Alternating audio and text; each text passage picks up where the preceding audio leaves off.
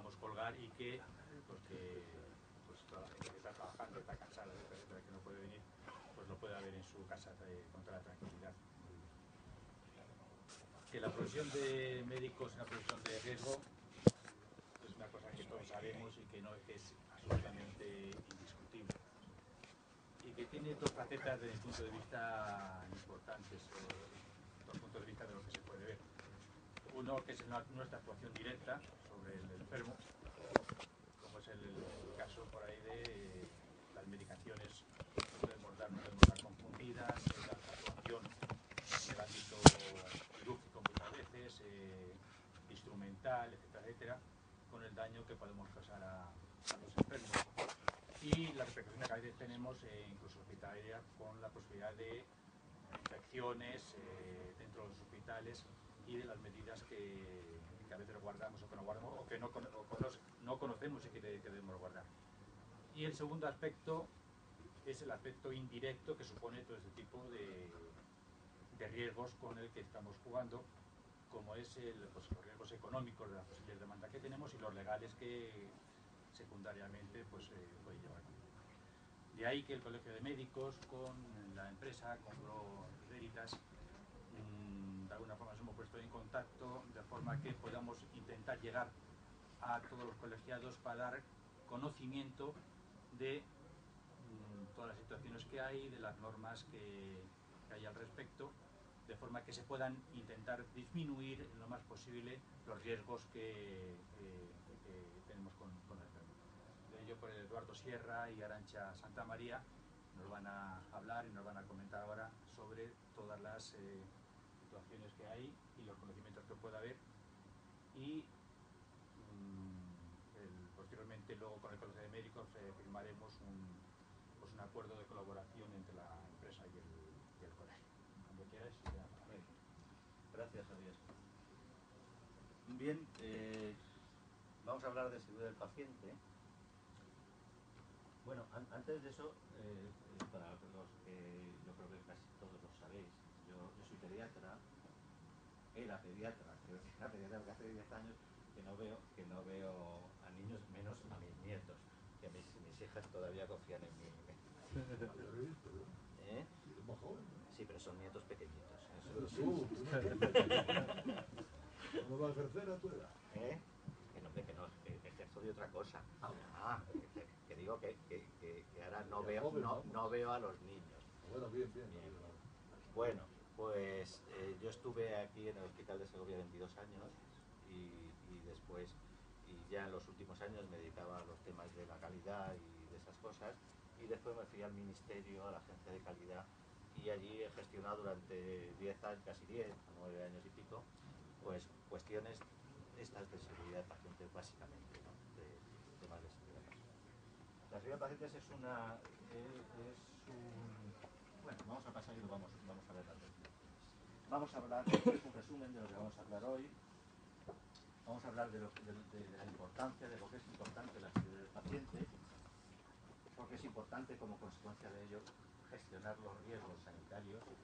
Eso es una evidencia. Y que se ve, ¿no? La actividad médica es una actividad de riesgo para los médicos y sobre todo para los pacientes, evidentemente, sobre todo para los pacientes. Y esos riesgos siempre han formado parte de siempre los médicos lo hemos percibido como tal. Esto, bueno, ya Hipócrates decía lo de primum non nocere, ¿no? Y verdaderamente durante toda la existencia, durante toda la vida, los médicos hemos sido conscientes de ello. Pero yo creo que ahora se ha dado un salto cualitativo en ese sentido, ¿no? Y veremos un poco históricamente cómo ha ido definiéndose eso. Vamos a hablar un poco de los modelos explicativos del error humano y de esos circunstancias que producen daño a los pacientes. Vas a armar con estaremos comentando algunas iniciativas. Que me ponga mejor en este lado. Así. Sí, porque si no os tapo, ¿no? A vosotros os tapo. terminamos hablando de algunas iniciativas para mejorar la seguridad del paciente. Bueno, lo primero que tenemos que hacer es definir lo que es seguridad del paciente. Pues la seguridad del paciente lo define la Organización Mundial de la Salud como la reducción al mínimo del riesgo de producir daño innecesario relacionado con la atención sanitaria. Aquí hay dos cuestiones a aclarar. Daño innecesario quiere decir que hay un daño que es necesario, o sea, la atención sanitaria en ocasiones y con gran frecuencia produce daño. A toda persona que se le interviene, que se le opera, se le deja una cicatriz. Y si a alguien se le amputa un miembro, pues se queda sin miembro. Tiene un daño, pero ese daño es un daño necesario, ¿no? Entonces, por eso, el daño innecesario. Y relacionado con la atención sanitaria, sabemos que las enfermedades tienen complicaciones y a veces el curso de la enfermedad no va como nosotros creíamos que debería ir, ¿no? Y se producen circunstancias en las que... Pero el daño del que nosotros estamos hablando, el daño al paciente, que es el cosa central de la seguridad del paciente, el daño es un daño que está relacionado con nuestra actividad, no depende de la enfermedad del paciente, ¿no? Evidentemente eso a veces no es difícil de separar, pero el concepto fundamental es que está en relación con la actividad médica o diagnóstica, terapéutica, que sea que se le aplique.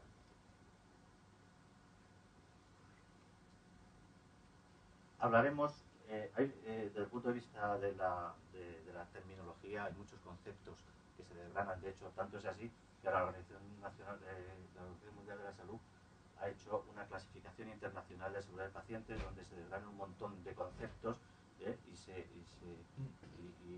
y ha elaborado una taxonomía específica, una clasificación y una taxonomía específica para eso. Pero para lo que vamos a hablar hoy hay que aclarar dos conceptos básicos. Uno que es el incidente. El incidente es toda situación, toda circunstancia que podría haber provocado o que provocó daño innecesario al paciente. O sea que no es necesario que se le produzca daño al paciente, pero se considera incidente cuando algo se hace mal, de tal manera que existe una posibilidad de que el paciente sufra un daño. Y el evento adverso es un incidente que termina produciendo un daño. O sea que el núcleo central de lo que vamos a hablar son los eventos adversos. Eventos adversos que pueden ser, como veremos luego, de muchos tipos. Pero el evento adverso, quedaros con la idea, el evento adverso es un incidente que provoca daño al paciente como consecuencia de nuestra actividad, de nuestra acción. Desde el punto de vista de lo que vamos a hablar, digamos, hay como tres niveles, ¿no? La seguridad del paciente se ha desarrollado a nivel político, o sea, a nivel de los ministerios, no solo en España, en todo el mundo, ¿no?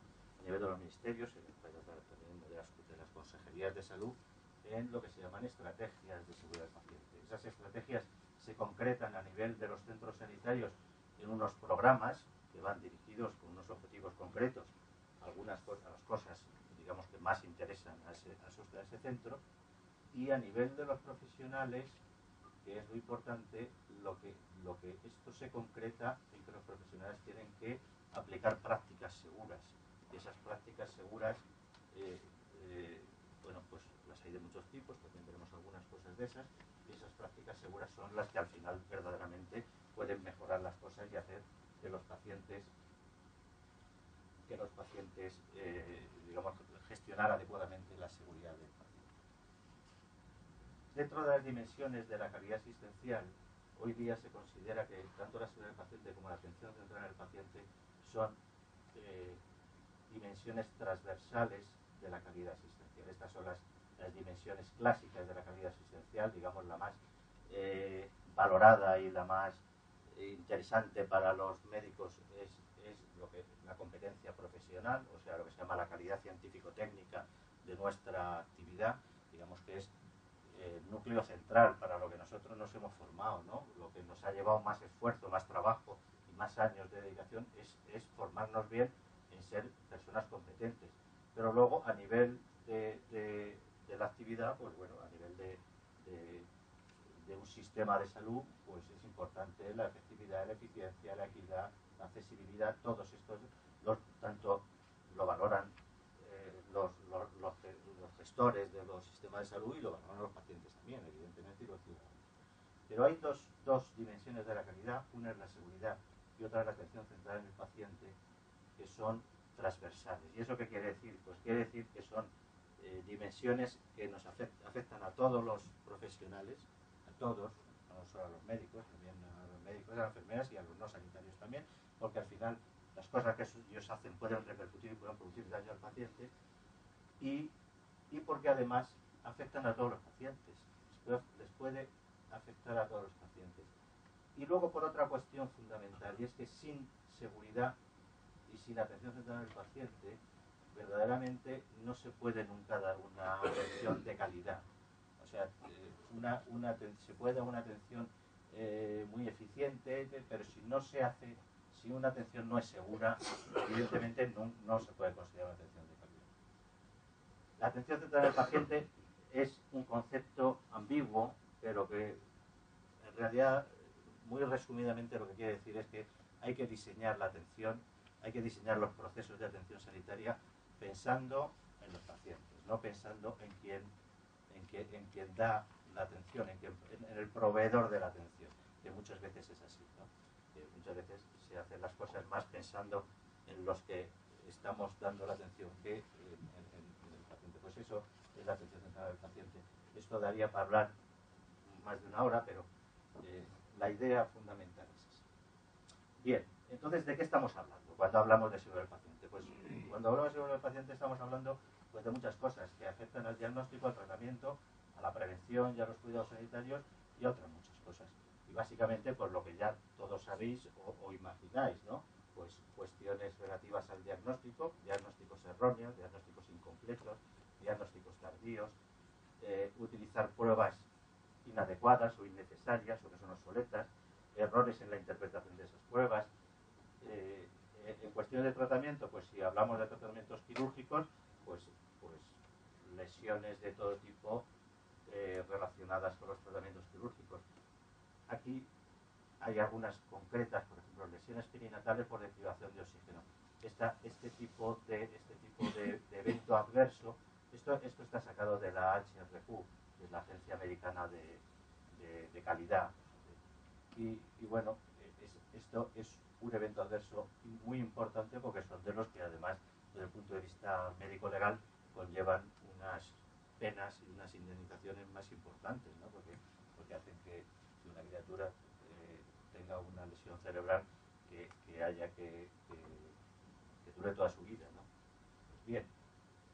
Bueno, pues tratamientos quirúrgicos, problemas anestésicos y en la medicación, pues todo el proceso farmacoterapéutico, desde la prescripción, errores en la prescripción, errores en la dispensación, errores en la administración, todo tipo de errores que se puedan producir relacionados con los tratamientos. En la prevención y en los cuidados también, pues no proporcionar un tratamiento profiláctico cuando está indicado, fallos en prevenir daños físicos como las caídas o las úlceras por presión, cosas que son cada día más frecuentes como consecuencia de que nuestra población es más mayor, la población envejece y ese tipo de patologías o de accidentes son cada vez más frecuentes.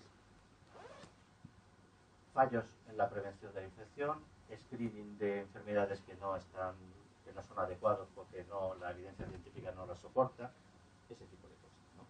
Y luego hay otra serie de fallos muy importantes, y uno de ellos muy importante son los fallos de comunicación. Detrás de muchos eventos adversos hay fallos y errores en la comunicación. Fallos en el mantenimiento y utilización de los equipos. Los equipos son muy sofisticados, requieren un mantenimiento y errores en ese sentido puede haber. Bien. Y, por supuesto, procesos de atención mal diseñados. Desde el punto de vista de un poquito históricamente de cómo se ha percibido esto, ya antes os comentaba que esto ha sido, en cierto modo, una preocupación de toda la vida. Lo que pasa es que esa preocupación ha cambiado recientemente porque, claro, la medicina se ha sofisticado mucho y hay otro elemento muy importante y es que se ha especializado mucho. Entonces los problemas de antes un paciente lo veía un médico, a lo sumo dos, y ahora un paciente a lo mejor pasa por 7 médicos, y si es diabético debe ver el endocrino y después el traumatólogo que tiene no sé cuántos y el internista por otra cosa, y bueno, y luego el cardiólogo, porque encima bueno, pues por eso que estamos hablando, son personas con más con pluripatología, y pasa muy, entonces eso facilita mucho que se produzcan eventos adversos relacionados con problemas de recomendación. Bueno, pues como os decía, los eventos adversos, estos son citas sacadas, estos son médicos notables que hablaban del tema de la salud del paciente. En el año 1955, Ball decía que los eventos adversos son el precio que tenemos que pagar por los modernos métodos de diagnóstico y tratamiento. Bueno, pues parecía bastante lógico, ¿no? En el 56, Moser decía que los eventos adversos son las enfermedades del progreso de la medicina. O sea, lo relacionaba directamente con el aumento de la tecnología, con el progreso, con los mejores. Y en el 99, Chandler decía que la medicina, que en el pasado solía ser simple, poco efectiva y relativamente segura, en la actualidad se ha transformado en compleja, efectiva, pero potencialmente peligrosa. En realidad, he traído estas 3 frases porque en el fondo denotan el hecho de que ellos eran conscientes de que efectivamente esto era un problema emergente, pero en cierta medida pues estaban encantados de que la medicina que antes solucionaba o no solucionaba pocos problemas o relativamente pocos problemas, en los últimos años, y en eso creo que todos estaremos de acuerdo, en los últimos 50 años el cambio ha sido espectacular, ¿no? Los resultados han cambiado de forma impresionante, ¿no? Bien, pues ellos eran conscientes de eso, pero en cierto modo lo justificaban por el hecho de que la medicina era mucho más efectiva. En el año 1999 salió un informe americano que se llama To Err is Human, o sea que errar es humano, construyendo un sistema sanitario más seguro.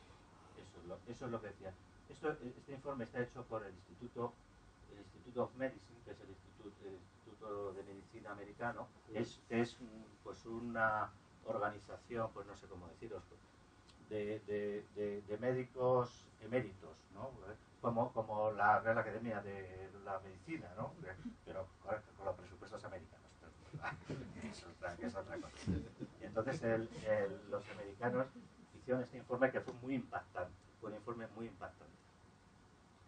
¿Y por qué le fue? Pues en primer lugar porque ellos cogieron una serie de estudios epidemiológicos que habían hecho en Estados Unidos y hicieron una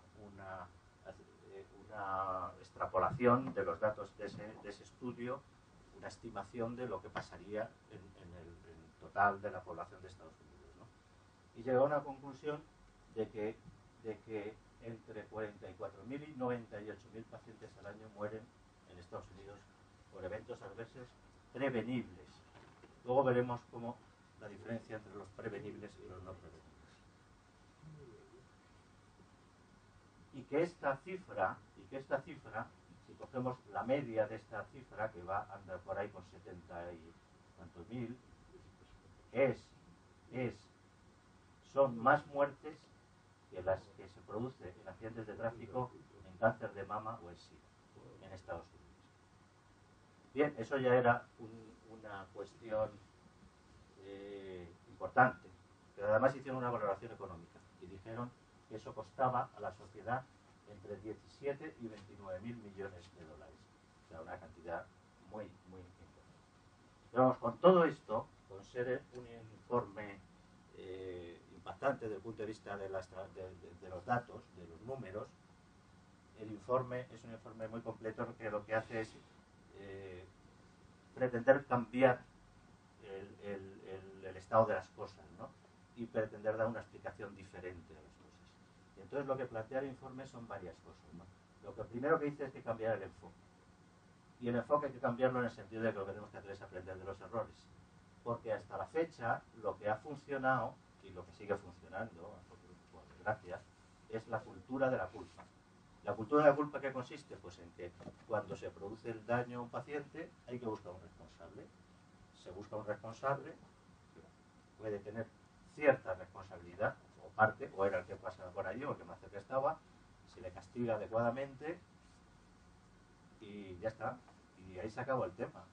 Se indemniza al paciente, a su familia y eso se acaba. Esa cultura de la culpa no genera ningún tipo de aprendizaje ni hace que se mejoren las cosas, ¿no? Y entonces lo que plantea el informe es que de una vez por todas lo que hay que hacer es aprender de las cosas que se hacen mal para evitar que esas cosas se vuelvan a repetir de una forma continua, ¿no? Y luego hace otra valoración muy, muy interesante, que dice que los eventos adversos están ligados a los errores humanos, pero están mucho más ligados a lo que son el funcionamiento de los sistemas que a los errores humanos. El funcionamiento de los sistemas quiere decir cómo se organiza la asistencia, cómo son los procesos asistenciales, ahí influye. Luego veremos cosas, ¿no?, que son a lo que yo me refiero cuando hablo de los sistemas. En el modelo de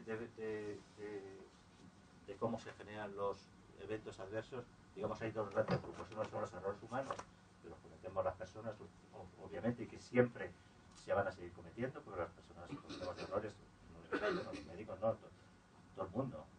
Es que hay algunos que lo hacen, que bueno, cuando cometen un error, como hacen unos jueces, dicen, pero bueno, como puedo recurrir, pues que recurra. Yo ya, no pasa nada. En nuestro caso la cosa es más complicada. Pero bueno, errores humanos los comete todo el mundo. Pero los sistemas tienen problemas y tienen fallos y a veces no funcionan bien. Entonces, esos sí que se pueden.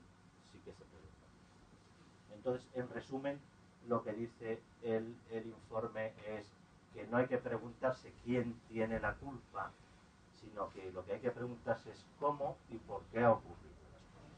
¿Cómo y por qué ha ocurrido? Este informe lo que supuso fundamentalmente fue un impulso político muy importante. Impulso político quiere decir que las autoridades sanitarias de todos los países, digamos, se concienciaron del problema y empezaron a tomar medidas y empezaron en Estados Unidos, ¿no? En Estados Unidos y en Inglaterra, como es casi siempre, ¿no? En Gran Bretaña, en el año 2000 salió este informe que se llama Una organización con memoria y que hace un planteamiento muy similar a lo que hace es hacer una estimación de los eventos adversos que se producen en el Reino Unido y le dice que el informe estima que ocurren 850.000 eventos adversos. Dice que muchos de esos podrían haber sido evitados. O sea, estos son el total. Si lo partimos por la mitad más o menos, pues entre unos 400.000 podrían ser eventos adversos evitables. Y luego dice muchas más cosas, ¿no? Que 400 personas mueren o son gravemente dañadas por cuestiones relacionadas con dispositivos médicos, con aparatos, con todo tipo de cuestiones de tecnología, que 10.000 personas tienen reacciones adversas importantes y severas a fármacos, que 1.150 personas se han suicidado estando bajo el control de los servicios de salud mental y que hay un montón, 28.000 reclamaciones por escrito o sea que hace una valoración similar a la que hace el informe americano, pero referido a... Y luego lo que hace también es una valoración desde el punto de vista del enfoque del problema similar a la que hace el americano. Bien, eso respecto al dinero, pues ya os he comentado lo de Estados Unidos, ¿no? Entre 17 y 29.000 millones de dólares al año cuestan los eventos adversos. En el Reino Unido calculan que 5.800 millones de libras, que bueno, que eso se puede desglosar 2.000 millones por por atender y atender a esos pacientes que han sufrido ese daño, 400 de indemnizaciones, otros 2.400 por indemnizaciones futuras en procesos judiciales y infecciones hospitalarias unos 1.000 millones de euros. Bien, eso en el aspecto económico, pero luego hay otras dos cuestiones muy importantes. Una, que es la erosión de la confianza en el sistema sanitario cuando se producen estas cosas. Y otra cosa que también lo dice el informe americano es que el profesional es una segunda víctima de todo esto. Cuando ocurre, el profesional que está en medio de todo eso es una víctima también de todo el sistema, porque como veremos después, el error solo, un error único, es muy difícil que produzca daño al paciente. Normalmente se concatenan varias circunstancias y esas circunstancias suelen depender de la organización del sistema, de cómo está organizado el sistema. Coincidiendo con todo esto, con los informes, empezaron a salir estudios epidemiológicos de los países más desarrollados, ¿no? Casi todos los países desarrollados han hecho estudios epidemiológicos de esto, ¿no? Veremos luego el español, un poquito así por encima, pero los datos. El español, que es este, tiene una incidencia de un 9,3% de eventos adversos en pacientes hospitalizados. Es el estudio ENEAS. Un 9,3%. De estos, un porcentaje de un 42% serían evitables. O sea que luego seremos las cuentas de lo que sale y es bastante. Si vemos el resto de estudios que están aquí, estos primeros de aquí son los americanos. Este es el de Nueva York, el de Utah y Colorado. Este es australiano, este es de Londres, de Dinamarca, Nueva Zelanda, Canadá, España. Como veis, esto viene aquí con sus intervalos de confianza. Estos americanos tienen un intervalo de confianza más cortito porque tienen una muestra muy amplia, muy grande. Pero bueno, como veis, más o menos están todos en esta situación, menos estos. ¿Por qué estos? Bueno, estos porque fueron los primeros y porque estos se diseñaron con una perspectiva médico-legal. O sea, ahí solamente, digamos que los eventos adversos relacionados con las situaciones de negligencia o de práctica o de mala práctica, ¿no? Sin embargo, aquí estos otros estudios que están diseñados desde una perspectiva de mejora de la calidad, ahí entra, digamos, todo o casi todo, ¿no? Y entonces, en ese sentido, pero sin embargo, estos estudios luego veremos que tienen una mortalidad más alta, ¿no? Precisamente porque los casos que detecta son mucho más graves que estos. Bien, esa es la situación de los estudios epidemiológicos. Como veis aquí arriba, aproximadamente un 10% o casi un 10% de los pacientes hospitalizados sufren algún evento adverso. Y dentro de eso, otra cosa importante que ahora lo veremos es la evitabilidad. Casi el 50% pueden ser evitables.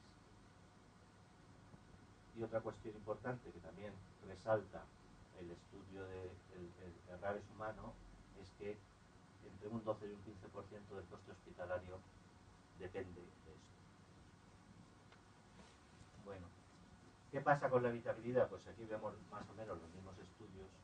La evitabilidad, como veis, está en una franja sobre el 40%, 40 y tantos, menos estos que son un poquito menos. O sea que de todos esos eventos adversos, un 40 y tantos por ciento, casi un 50% pueden ser evitables. ¿Y qué pasa con las consecuencias para el paciente? ¿Cuáles son? Evidentemente, las consecuencias para el paciente pueden ser muy variadas. No es lo mismo una infección de una herida quirúrgica que una reacción adversa a un medicamento de esas horribles que puede causar la muerte o un accidente anestésico que puede causar la muerte. Bueno, muchas cosas lo pueden causar, pero sin entrar en las causas, aquí vemos estos estudios, el porcentaje de fallecimientos que hay dentro de los eventos adversos que se estudian. Y entonces, como veis, como os comentaba, el estudio americano, que tiene una incidencia más baja que los europeos, sin embargo tiene una mortalidad mucho más alta. ¿Por qué? Por su caso mucho más grave, ¿no? Nosotros, el ENEAS, que es el nuestro, tiene una mortalidad relativamente baja. La mortalidad hay que entenderlo en estos estudios epidemiológicos. Hay que entender que es muy difícil decir que el evento adverso ha sido la causa de la mortalidad. Un paciente pluripatológico que tiene una, yo que sé, un paciente que tiene un infarto, que tiene además una,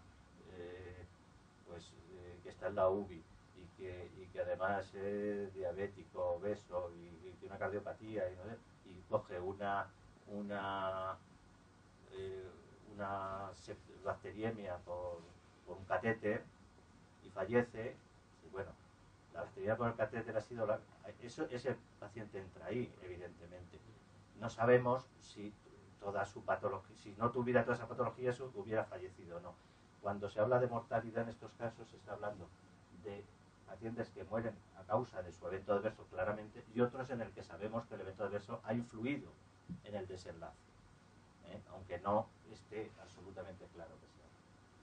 Bien, y entonces en resumen, ¿por qué es importante este tema de la seguridad del paciente? Pues bueno, pues por esas cosas que hemos ido desgranando. En primer lugar, porque tenemos una obligación ética de actuar y, digamos, salvaguardando el principio de no maleficencia, o sea, no hacer daño al paciente. En segundo lugar, por la magnitud del problema. El 10% de los pacientes ingresados es mucho, ¿no? En tercer lugar, por las consecuencias para el paciente, que evidentemente puede llegar a la muerte, puede producir una discapacidad, una pérdida de una función de un órgano, una pérdida de un miembro, y en todo caso siempre produce sufrimiento, ¿no? Y en último lugar, porque hay unas consecuencias económicas para la sociedad muy importantes, ¿no? No solamente de los tratamientos que necesitan esos pacientes, sino también de la pérdida laboral, de las indemnizaciones, de los seguros de responsabilidad civil que conllevan, de todas esas cosas. Bien, vamos a entrar ya un poquito en lo que son los riesgos. Los riesgos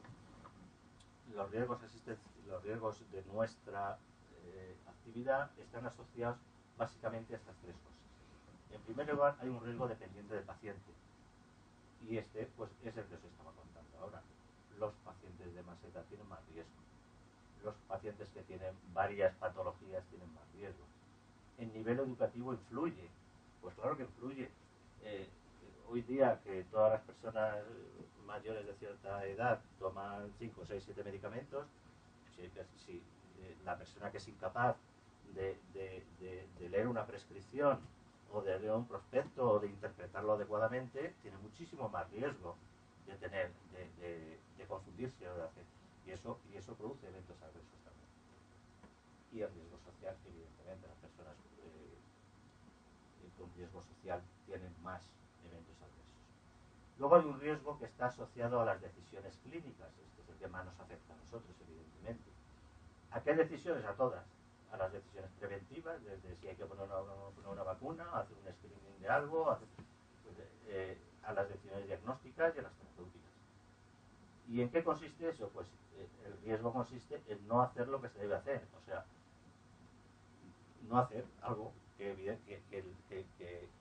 que hacer para tratar a ese, para actuar sobre ese enfermo, en cualquiera de esos aspectos. No hacer lo que se debe hacer. O hacer lo que no se debe hacer. Hacer cosas que no están indicadas, que no son adecuadas, que no se deben hacer, ¿no? Y luego hay otro tercer riesgo, que es el riesgo asociado a cómo se llevan a cabo las decisiones clínicas. O sea, la decisión puede estar bien tomada, pero luego se ejecuta mal, ¿no? Y entonces eso es hacer mal lo correcto. Hasta al paciente hay que intervenirlo porque tiene una obstrucción intestinal y ya pues se han agotado el otro tipo de tratamiento, ¿no? y hay que intervenirlo. Bueno, pues eso se puede hacer bien o se puede hacer mal. Y entonces, bueno, ¿cómo se puede hacer mal? Pues por falta de conocimiento, por falta de habilidad, y luego también hay otros aspectos que no están relacionados con la técnica, que son, pues bueno, falta de información al paciente, falta de participación del paciente en la toma de decisiones. Os recuerdo que esto ha sido en nuestro país un motivo de reclamaciones judiciales relacionadas con los consentimientos informados muy importante, ¿no? Y luego hacer las cosas a tiempo. Ese es otro elemento importante. Bien, de tal manera que nosotros vivimos en un ambiente lleno de riesgos. Esto en rojo son los riesgos existenciales. nosotros como profesionales y como pacientes también, ¿no? Vivimos en un ambiente lleno de riesgos. Los rojos son los riesgos asistenciales. Cuando hay algo, digamos, cuando algo no funciona bien, cuando se produce un error humano o cuando el sistema no funciona adecuadamente, lo que se produce es un incidente. Es un incidente. Lo hemos dicho en la primera diapositiva. Ese incidente, cuando produce daño al paciente, se llama evento adverso. Tiene que producir daño al paciente para que llame. Evidentemente, no todos los incidentes producen daño. La mayoría de los incidentes no producen daño al paciente. Solo unos pocos producen daño al paciente. Bien, una actitud o una atención médica negligente estaría un poco aquí, en el sentido de que puede producir evento adverso, pero no necesariamente. La mayor parte de las veces lo que genera es un incidente, o sea, es algo que se ha hecho mal, pero que no termina teniendo consecuencias para el paciente, y otras veces pues sí que produce un evento adverso. Y las demandas, los litigios y todas las cosas, pues bueno, pues se producen tanto si se produce evento adverso como a veces con incidentes, incluso a veces esto podría llegar a este trabajo, a veces sin que se produzca nada se puede producir una demanda y un litigio. Que demandas y litigios, como también todos sabéis, no son coincidentes con negligencias. Hay muchas negligencias que no generan demandas y hay muchas demandas que no tienen nada que ver con negligencias, ¿no? El modelo básicamente es ese, ¿no? Bueno, y ahora vamos a una cuestión también muy trascendental en esto, ¿no? ¿El evento adverso es evitable o no era evitable? Eso, los estudios epidemiológicos, cuando eso, como también podéis intuir, es difícil de saber si era evitable o no era evitable, una complicación de la enfermedad, no lo era. Bien, los estudios epidemiológicos lo que utilizan son una serie de personas externas, en concreto el ENEAS, por ejemplo, hace un screening, va a ver el evento adverso y después otras personas, que normalmente es un internista y un cirujano, evalúan de 1 a 6 si ellos consideran que ese evento adverso era evitable o no era evitable. De tal manera que, bueno, hay una intervención humana ahí en la que también puede haber ciertos errores, pero en general la evitabilidad o no depende de si ha habido un error o no. Si no hay error, el evento adverso es un evento adverso no evitable, que prácticamente es como si fuera una complicación de la enfermedad, no evitable. Ahora, si hay un error, entonces ese evento adverso era evitable. De tal manera que esto sería el conjunto de todos los incidentes que se pueden producir. Los incidentes, por definición, son errores o fallos del sistema. Errores o fallos del sistema es un incidente. Cuando ese incidente coincide, o sea, cuando ese evento adverso, que es este otro círculo, coincide con que ha habido un error, ese error es evitable. Ese evento adverso es evitable. Bueno, esto es una buena noticia. Esto, en cierto modo, es una buena noticia. Hay varios estudios que dicen que incidentes hay muchos, muchísimos, que por cada 300 incidentes solo se producen 29 eventos adversos y de estos solamente hay uno que sea realmente grave. Verdaderamente, bueno, es que si repasamos, hay incidentes en la que es una cosa cotidiana y de todos los días. Pero afortunadamente, la mayoría de las veces hay alguna barrera o hay alguna o el propio médico o la propia enfermera o si no es el de al lado, se dan cuenta de que se ha producido un error y al final hacen que ese error no termine de llegar al paciente. No llega al paciente, pero el error se ha producido, ¿no?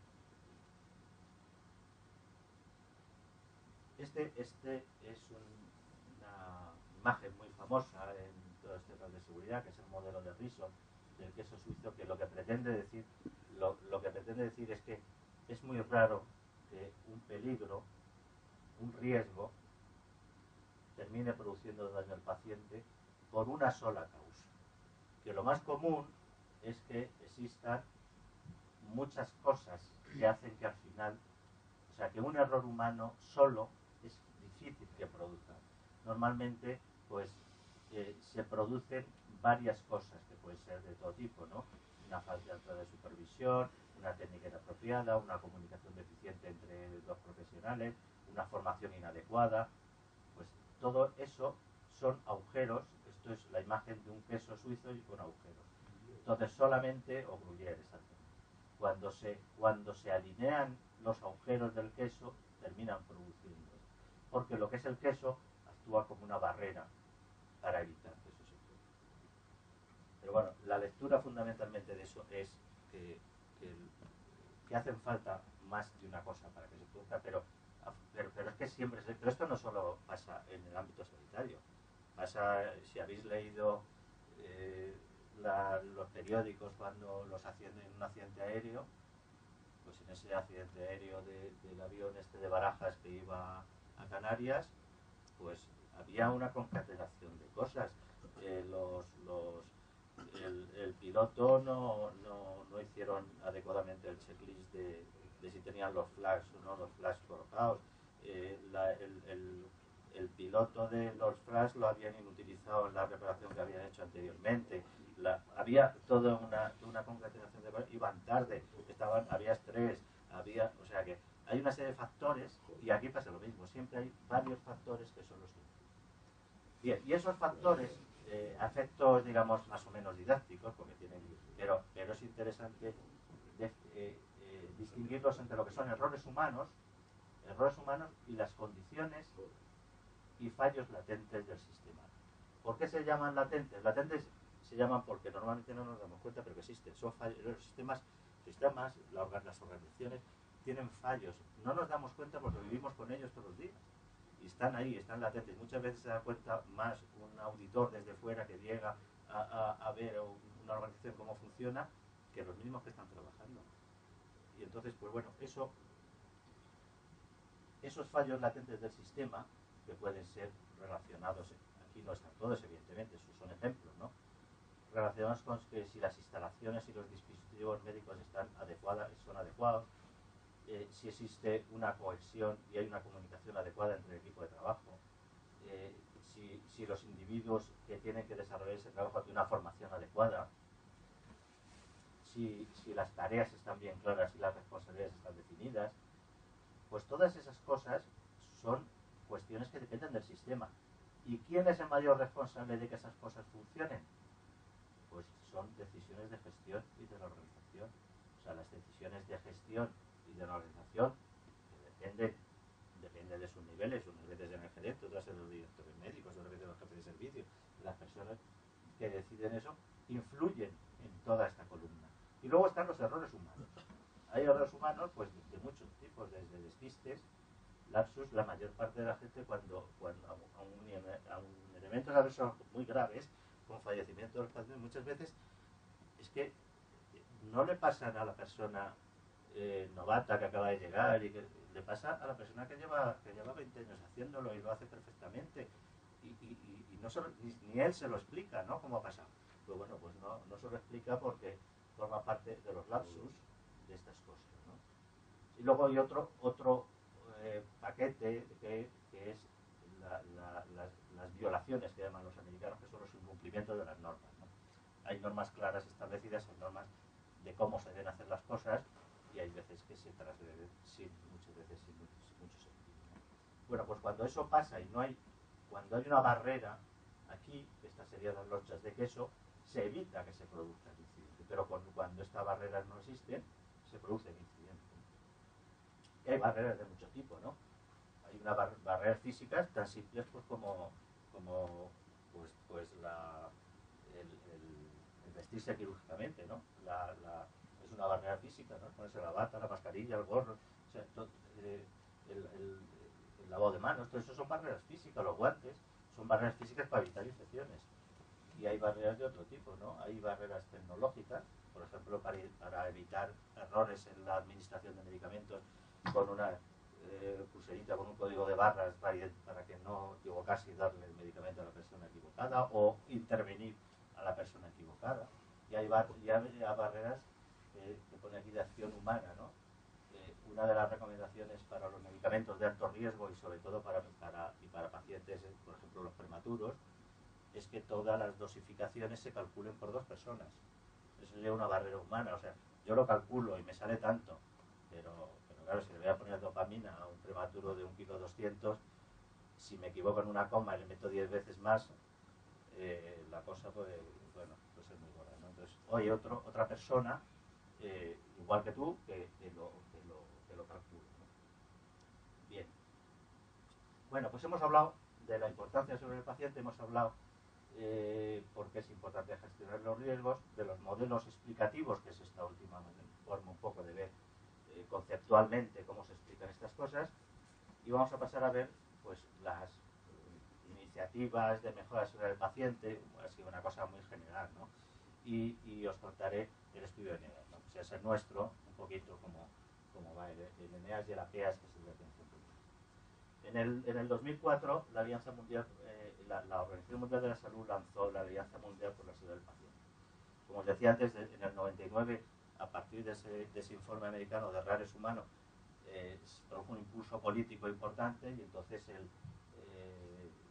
las organizaciones, tanto los países como la Organización Mundial de la Salud, lanzaron su estrategia.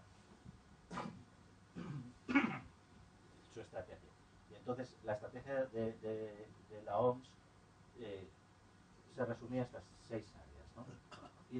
Hizo lo que llama un reto global de la seguridad del paciente, que tenía como se desglosaban estas 3 cosas, 3 retos que eran atención limpia es atención segura, que lo lanzó en el 2005, en el 2007 lanzó el de cirugía segura y salvavidas, y el 2009 el de resistencia antimicrobiana.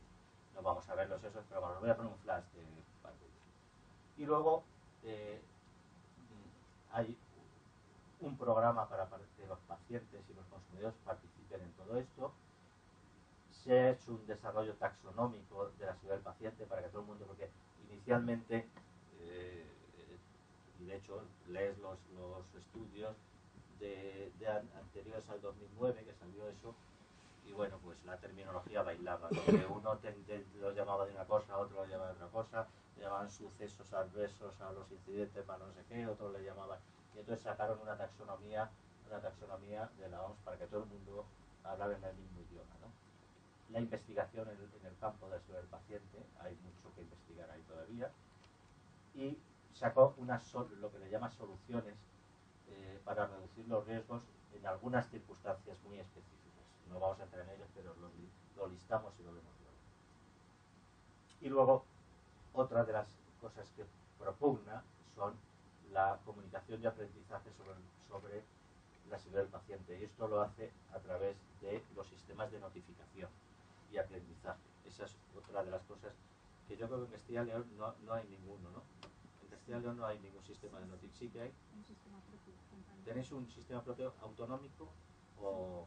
Autonómico que está independiente en cada hospital y centralizadamente solo se ven las acciones de mejora o lo que nosotros enviamos. Pero ya agregado. Lo enviáis agregado a ¿Y cómo se llama el sistema? SISNOT. SISNOT. Sistema de notificación. Es solo para incidentes sin daño. Incidentes sin daño. Bueno, bien. Atención limpia es atención segura, básicamente es una campaña. Hay que tener en cuenta que la OMS cuando lanza una campaña la lanza para todo el mundo. Entonces ahí está los países desarrollados, los países en vías de desarrollo, hay cosas pues, que a veces a nosotros nos chocan porque parece que son... Pero bueno, fundamentalmente esta campaña iba dirigida a, primero, intentar adoptar un método internacional de vigilancia de la infección nosocomial, ¿no? Y evaluar la magnitud y naturaleza de las infecciones relacionadas con la atención sanitaria, IRAS, infecciones relacionadas con la atención sanitaria, y básicamente se centraba en estas cosas. Pero vamos, a nosotros, en España, lo más importante ha sido la campaña de higiene de manos. Como habréis visto, hace unos años no había soluciones hidroalcohólicas en casi ningún centro, y ahora está por todos lados, ¿no? Bueno, pues eso se ha demostrado que disminuye de una forma muy importante el riesgo de infección nosocomial. esto es el checklist quirúrgico. Esto sería la otra iniciativa que salió, la cirugía segura salva vidas. La OMS lanzó el checklist quirúrgico, que esto no es nada más que, es una cosa bastante básica y bastante sencilla, pero que aplicada de una forma rutinaria y general, bueno, rutinaria no me refiero a rutinaria sino extendido a toda persona que pase por un quirófano, puede disminuir mucho, y de hecho está demostrado que lo disminuye, los eventos adversos relacionados con accidentes de todo tipo, ¿no? Desde los errores en la identificación del paciente, el intervenir a la persona inadecuada. Yo recuerdo aquí en Segovia, pues hace 15 años o 20, pues entrar el celador en una habitación que había 5 niños y decir, a ver, Raúl, que vamos al quirófano. Y Raúl pegó un salto, saltó el Raúl que podía saltar, porque el otro estaba en la cama y no dijo nada. Y claro, había dos Raúles, y a Raúl al final no se le da al quirófano porque la enfermera salió corriendo detrás cuando ya estaba en el ascensor. Bien, pues desde eso, desde intervenir al que no le toca, a intervenir el órgano adecuado o el miembro adecuado cuando son simétricos, ¿no? A todas las cuestiones relacionadas con problemas con la vía aérea, con la anticiparse a las necesidades de sangre. Estas cosas en general son básicas, y la mayor parte de las críticas que se ha producido al checklist quirúrgico por parte de los cirujanos es que era como una burocracia más a una cosa que, bueno, esto ya lo sabemos ya de toda la vida que es. Pero verdaderamente, volviendo al ejemplo de la aviación, cuando no hay ningún avión en el mundo de pasajeros que no despegue y no haga su checklist de las cosas, y no es más complicado eso que esto, que operar a una persona. O sea que verdaderamente forma mucho parte de la cultura de una organización.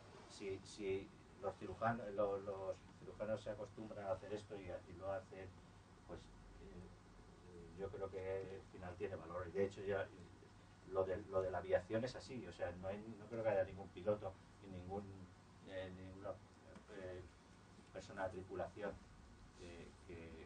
que se queje de tener que hacer eso. Ellos ya saben que eso que es necesario hacerlo, ¿no? Bien, pues esto es el checklist quirúrgico que se hace cuando el enfermo llega al quirófano, antes de hacer la incisión quirúrgica y luego antes de salir del quirófano. Y son una serie de preguntas básicas, ¿no? Antes de salir del quirófano, pues son problemas de identificación de las muestras, todo ese tipo de cosas para evitar errores en ese sentido. Bien, y luego la OMS lanzó también las soluciones para asegurar al paciente, ¿no? Las soluciones para asegurar al paciente, que son estas 9, que están relacionadas con cuestiones que son de mucha, digamos, que se producen errores con muchísima frecuencia, ¿no? Cuando hay medicamentos de aspecto de nombre parecidos, cuestiones de identificación de los pacientes, que suelen ser, la identificación de los pacientes bueno, parece que eso es raro, que algunos se equivoquen, ¿no? Pero el problema de eso es que cuando existe un error, las consecuencias suelen ser muy graves, porque suelen ser que operan a uno que no tienen que operar, que le hacen una prueba de riesgo a una persona que no era el que se la tenían que hacer, o que se le da un medicamento que puede producirle problemas serios. Bien, las comunicaciones durante el traspaso de pacientes, los mayores problemas se producen cuando el paciente cambia de manos, como dicen los americanos, los handoffs, que es cuando pasa de la atención primaria a la atención especializada, cuando dentro de un hospital pasa de depender de un servicio a depender a otro, cuando se le da de alta, cuando pasa de la UCI a una planta, cuando pasa de la reanimación en esas situaciones es donde se pueden producir, ¿no? Y estos son herramientas que te aportan para ese tipo de cosas, ¿no? La realización del procedimiento correcto en el lugar del cuerpo correcto, los errores de ese tipo, el control de soluciones concentradas de electrolitos, que son también de mucho riesgo, la medicación en las transiciones asistenciales, que lo que decía frecuencias, sobre todo en las altas de los ingresos, las conexiones en los catéteres y tubos. Estas cosas también, cuando se producen errores, pues suelen ser. Acordaros de una niña prematura bueno, en la UCI de Gregorio Marañón, a una criatura lactante le pusieron la alimentación por vía intravenosa, ¿no? Por motivo de... Y ahí, por ejemplo, ahora que viene a cuento eso, el error lo cometió una persona, una enfermera de 20 y pocos años recién salida. ¿Ya? El error lo había cometido. Pero para que veáis que siempre el sistema tiene cosas que hacen que se produzca el error. El error lo había cometido esa persona que tenía 22 años, y que no tenía experiencia, era la primera vez que estaba en ese sitio. Pero claro, el sistema permite que una persona sin experiencia en eso tenga que desarrollar su trabajo en una UCI pediátrica que no tiene digamos, habilidades, conocimientos, ni ha tenido un periodo de formación previo, ni está monitorizada por... O sea, eso es un error del sistema. O sea, que los errores del sistema y normalmente salen bastantes, ¿no? Bien, pues estas son... Y luego la higiene de manos, que era una de las medidas. Hay documentos de todo esto en la página, y hay un documento resumen de todo esto en español que está en la página del Ministerio de Sanidad. La página del Ministerio se llama seguridaddelpaciente.es, todo junto. Hay muchísima documentación de todo esto, muy interesante. ¿Verdad? Y hay muchas traducciones. Bien, la otra cosa que propugna la OMS son los sistemas de notificación de aprendizaje. Esos sistemas lo que consisten es que los propios profesionales notifican lo que ha pasado. O sea, detectan un incidente o un evento adverso y lo notifican. Y entonces eso sirve ¿para qué? Pues sirve para aprender. Entonces, los sistemas de notificación tienen que ser unas características. En primer lugar, tienen que ser confidenciales. O sea, tú notificas y nadie tiene que saber que tú has notificado, evidentemente. Suelen ser confidenciales o anónimos, pero en todo caso siempre son confidenciales, ¿no? Tiene que ser no punitivo, o sea, nadie le puede castigar por el hecho de notificar una cosa, ¿no? Eso tiene lógica. Tiene que ser independiente. Independiente quiere decir que no tiene que depender de la administración sanitaria. O sea, la administración sanitaria lo sustenta en base a los recursos que necesita, a los sistemas informáticos y a todo eso. Pero la gestión luego de lo que hay dentro de la comunicación debe ser independiente. Debe estar analizada por expertos, tiene que analizarse a tiempo y tiene que tener una orientación sistémica. ¿Eso qué quiere decir? Que hay que buscar los errores, los fallos del sistema. En general, en la terminología común de esto, se llama errores cuando son humanos, o sea, los errores son humanos y los fallos son de los sistemas, ¿no? Entonces hay que buscar los fallos de los sistemas porque son lo que si nosotros, el error humano se ha cometido y ya está, ya bastante, ya cuando la persona reconoce que ha cometido un error, ya se reconduce, ¿no? Pero el fallo del sistema no se reconduce si no tomamos medidas, ¿no? Y luego tiene que haber una capacidad de respuesta para todas esas cosas. Bien, los sistemas de notificación en España, aquí os he puesto los que hay en España nacionales, porque hay muchos, hay en Cataluña, en el País Vasco, aquí en Castilla y León, hay en Andalucía. Bueno, los nacionales son, este es el más decano de todos, que es el Sistema Español de Farmacovigilancia, que es solo de medicamentos, que es el de la famosa ficha amarilla esta que lleva toda la vida, que ahora se hace ya vía electrónica, ¿no? El sistema de notificación que es del Instituto del Uso Seguro del Medicamento, que es el ISMP de España, que tiene bastante experiencia, es solo de medicamentos, pero funciona bastante bien. Este está en Salamanca, este instituto. Y luego hay un sistema español de notificación en anestesia y reanimación, que es algo que lo crearon unos anestesistas del Hospital de Alcorcón y al final se han sumado anestesistas de toda España y luego está el SINAS, que es el sistema del Ministerio de Sanidad, que está a disposición de todas las comunidades autónomas.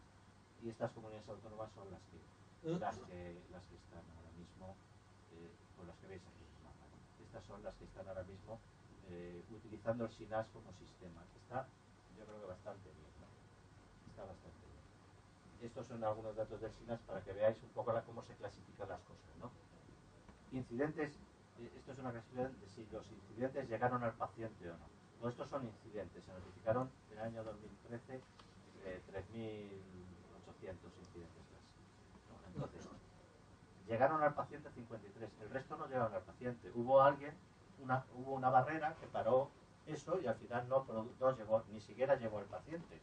O sea, eso, dentro de los que llegaron, de los que sí llegaron al paciente, fueron incidentes sin daño, o sea, llegaron al paciente pero no le produjeron daño. Pues por ejemplo, se prescribe a un paciente albúmina al 5% o lo que sea, 200, a pasar en tal, y hay un error y en vez de ese paciente se le pone a otro paciente. Pero ese medicamento al paciente, el error se ha producido. El error ha llegado al paciente porque se le ha puesto la albúmina, pero al paciente no ha producido ningún daño. No ha habido que tomar ninguna medida con él, no ha habido que hacer ninguna cosa, no ha habido que monitorizarle, ni ha habido bueno, pues entonces eso es a lo que llamamos incidentes sin daño. Incidentes sin daño, la mayoría de ellos han sido incidentes sin daño. Y eventos adversos ha sido un 27% de estos. Un 27%. Bien, vamos a ir un poquito más rápido, porque hemos empezado un poquito tarde, ¿no? Bueno, vamos a ir un poquito más rápido, sí. Bien, estas serían las causas fundamentales, ¿no? En el SINAS, de estos 3.000 y pico, 3.800 incidentes relacionados con factores, estas son las causas, las causas. Un evento adverso puede tener más de una causa, evidentemente. Relacionado con profesionales, pues claro, muchos de ellos, ¿no? Relacionados con cómo funciona la organización y con las instalaciones de equipos, pues si sumamos estos dos nos vamos un poquito hasta aquí, ¿no? Relacionados con el paciente, o sea que aquí más o menos, estos serían más o menos errores humanos y estos serían fallos del sistema, más o menos, ¿no? Bien, hemos hablado de la OMS. Hay otras organizaciones, lo digo, las pasado así muy por encima, por si queréis entrar hay otras organizaciones que han trabajado mucho en este tema de seguridad del paciente, ¿no? Fundamentalmente, bueno, la Organización Panamericana de la Salud ha llevado a cabo el estudio IBEAS junto con el Ministerio de Salud español y en 5 países de Iberoamérica. El Consejo de Europa ha hecho cosas en temas de seguridad del paciente, pero yo creo que son declaraciones más políticas y tal. Los americanos han sido más prácticos en ese sentido, ¿no? Y entonces, y los británicos, los británicos, el National Health Service de Gran Bretaña creó una agencia para la seguridad del paciente que ahora tiene otro nombre, pero vamos, que sigue con sus funciones. Tiene un sistema de notificación que es de los más potentes del mundo, y luego tiene unas publicaciones que si alguien tiene interés son muy interesantes de leer, que se llama Seguridad del Paciente en 7 pasos, que es como un modelo de gestión de cómo se debe gestionar la seguridad del paciente a nivel de un centro, ¿no? Y lo hay para hospitales y para atención primaria. Y luego la Agencia de Calidad y de Investigación de Estados Unidos tiene muchísimas cosas, ¿no? Tiene muchas publicaciones, pero vamos, yo aquí resalto, tiene unos cuestionarios para medir la cultura de seguridad del paciente, tanto en atención primaria como en hospitales, tiene indicadores de seguridad del paciente, y tiene muchas herramientas para esto. La Joint Commission, ya sabéis que la Joint Commission es la organización americana que acredita a los hospitales para desarrollar su labor. Y la acreditación de la Joint Commission es una cosa muy, muy importante, tan importante que los hospitales, los del Medicaid y el Medicaid, tienen que estar acreditados por la Joint Commission, si no trabajan, ¿no? Bien, pues la Joint Commission ha desarrollado una labor muy importante en este tema, ¿no? Ha hecho proyectos concretos, este proyecto de InfoHigh, tiene todos los estándares de la Joint Commission. Ya sabéis que eso se estructura en estándares y el nivel de cumplimiento de determinados estándares. Pues más del 50% de los estándares de la Joint Commission tienen algo que ver con la seguridad del paciente. Publica los eventos Centinela, es una obligación de los hospitales Eventos centinela son los eventos adversos que producen o muerte, o pérdida de función, o pérdida de un miembro, o una lesión permanente en el paciente. Eso son eventos graves todos ellos, ¿no? Pues eso están obligados los superiores americanos a comunicárselos a la Joint Commission en ese proceso de certificación, de acreditación que tiene. El National Quality Forum es una organización sin ánimo de lucro americana que también ha hecho cosas en ese sentido, y el IHI, que es el Instituto para la Mejora de la Calidad de la atención sanitaria, pues hizo una campaña que se llamó Salvar 100.000 vidas en el 2004, que intervinieron más de 2.000 hospitales americanos y que al final consiguieron disminuir, según los datos, disminuir la mortalidad en 100.000, incluso en más de 100.000. Bien. ¿Y en España? Pues en España también se han hecho cosas. Se empezó en el año 2005, se empezó bastante bien, porque como veis en 2004 se hizo lo de la OMS, 2005 se empezó bastante pronto, y bueno, todas las comunidades autónomas han hecho cosas interesantes, pero el Ministerio, la verdad es que hizo una estrategia importante en esto, ¿no? Que está dentro del plan de calidad para el Sistema Nacional de Salud, en la estrategia 8. ¿Qué hizo en este tema de seguridad del paciente? Pues lo que hizo fue, primero, crear una infraestructura de seguridad, dar formación. Se ha hecho formación importante a mucha gente, más de 5.000 médicos y enfermeras. Se han creado las unidades funcionales de gestión de riesgos, se ha creado el sistema de notificación, se ha hecho una campaña muy importante y se han dado recursos de identificación de pacientes, y todo esto durante el 2005 al 2011 se han dedicado como 57 millones de euros, que es una cantidad muy importante, ¿no? Y luego se han hecho cosas concretas en las cosas pues más que producen más problemas, que son las infecciones relacionadas con el paciente, la medicación, los procedimientos de riesgo y los cuidados. Esas han sido las líneas fundamentales. De aquí pues esto es una campaña de higiene de manos, que se han dedicado a recursos, el proyecto de bacteriemia cero, el de neumonía cero, proyectos relacionados con la medicación, con la cirugía y tal.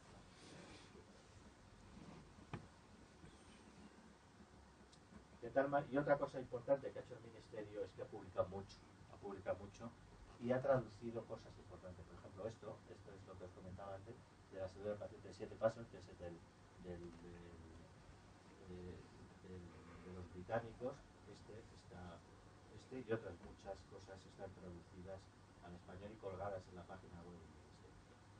Bien, y luego ha hecho 3 estudios importantes, que es el estudio ENEAS, que es el de los pacientes hospitalizados, el estudio APEAS, bueno, el ENEAS es este, el APEAS es este, que es el de atención primaria, y el IBEAS, que es el de Iberoamérica. Eso no lo vamos a hablar, pero sí doy unas pinceladas de los dos puntos, ¿no? El ENEAS es un estudio que se hizo, es un estudio de corte retrospectivo, que lo que pretendía estimar es la incidencia de eventos adversos en los hospitales, ¿no? Y se hizo en 24 hospitales distribuidos en grandes, medianos y pequeños, en 5.624 pacientes que habían generado 42.700 estancias. Y este es el resultado, ¿no? El resultado es que la incidencia de pacientes con efecto adverso dentro del hospital era de un 8,4%, y si a eso le sumamos los que ingresaban ya porque tenían un evento adverso, o sea, los que habían tenido un evento adverso en una atención primaria o en su casa ingresaban, o los que se habían dado de alta y el evento adverso había aparecido luego en su casa y volvían, pues nos íbamos al 9,3, ¿no? Al 9,3. ¿Y qué cosas estaban detrás de eso? Pues la medicación, siempre vivimos una medicina en la que el medicamento es la estrella en el ámbito terapéutico y tiene muchas ventajas, pero también tiene muchos riesgos, ¿no? Entonces, un 37% tenían que ver con la medicación, con las infecciones un 25%, relacionadas con un procedimiento, generalmente procedimientos de riesgo, quirúrgicos o de otro tipo, otro 25%, Por los cuidados un 7,6. Y curiosamente, con el diagnóstico, muy poco, un 2,7. O sea que esto en la atención primaria es más alto, pero en la atención hospitalaria es poco, vamos, comparado con lo otro, ¿no? Bien. ¿Y la evitabilidad? Pues la evitabilidad global era de un 42%. De todos estos, el 41% podrían haberse evitado. Y bueno, aquí está los relacionados con el diagnóstico, los que más.